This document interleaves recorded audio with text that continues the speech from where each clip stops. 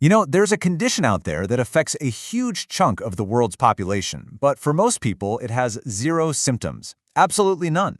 It just works quietly in the background, which is exactly what makes it so incredibly dangerous. Today, we're digging into essential hypertension. That's high blood pressure that doesn't have one single clear cause, and it makes up more than 90% of all cases.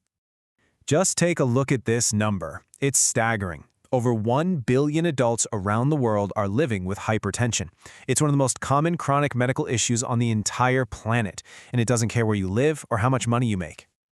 But here's the really wild part, and honestly, the scariest part.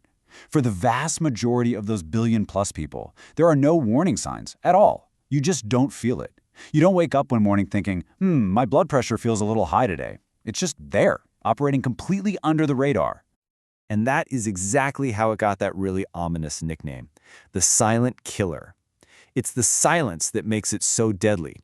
Because while you're going about your day, feeling perfectly fine, some really serious damage could be happening inside your body.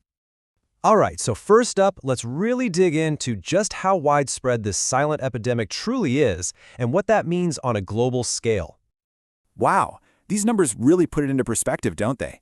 It can affect up to 45% of all adults, and as we get older, that number just climbs and climbs, hitting a majority, up to 60% of people over 60. Globally, it's been a leading cause of death and disability for more than 3 decades now. And get this, in the US, the only preventable cause of death that's bigger is smoking. That's it. It's right behind smoking. Incredible. Okay, so if it's so silent, how in the world do we even measure it? How do we know it's there? Let's dive into decoding those numbers you hear at the doctor's office and figure out what they actually mean. It's actually a lot more straightforward than you might think. Imagine your arteries are like these flexible water hoses. That top number, the systolic, that's the peak pressure when your heart gives a big squeeze and pushes blood out. And the bottom number, diastolic, that's the pressure that's left in the hoses when your heart is relaxing between those beats. It's kind of like the baseline pressure in the whole system. So, where do your numbers fall? Well, the American College of Cardiology laid out these really clear categories. Anything under 120/80, you're in the normal range. Great. If that top number starts to creep into the 120s, that's considered elevated. But here's the key thing to notice. For stage 1 hypertension, it starts at 130 on top or 80 on the bottom. You only need one of those numbers to be in that higher range to get the classification. Now, this is super important. One high reading at the doctor's office doesn't mean you have hypertension.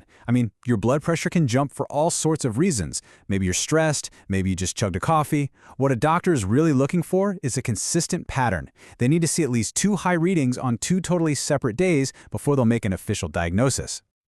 Okay, so we've got the numbers down. But why do we care so much? What's actually happening inside your body when it's living under this constant elevated pressure?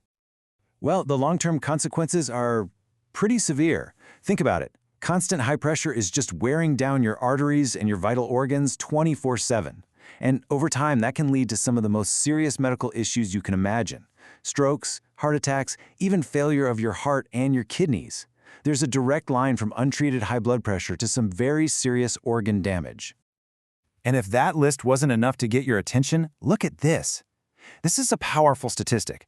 For every 20-point jump in that top number, or just a 10-point jump in the bottom one, your risk of dying from heart disease or a stroke nearly doubles. That's not a small increase. It's a direct, measurable, and frankly scary rise in risk. All right, I know that was all a bit heavy, but here's the really good news. Hypertension is highly manageable. So now let's flip the script and look at the powerful ways we can actually take back control. So managing this condition usually goes down 2 paths, and they often work together as a team. On one side, you've got pharmacological therapy. We're talking highly effective medications prescribed by a doctor. But on the other side, and this is recommended for absolutely everyone with raised blood pressure, is lifestyle management.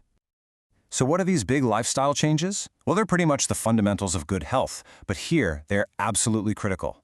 Take something like salt restriction. You know why that works? Salt makes your body hold on to extra water.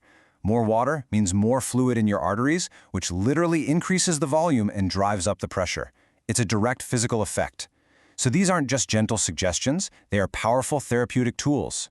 And just how powerful are we talking? Get this.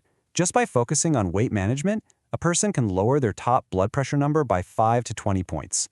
For someone who's in stage 1, a drop like that could be enough to bring them right back down into the elevated or maybe even the normal range.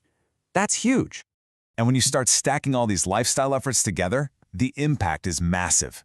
Studies have shown that it can lead to an overall reduction in heart-related problems by up to 15%.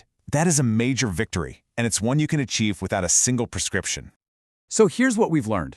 Hypertension is silent, it's incredibly common, but, and this is the most important part, it is treatable.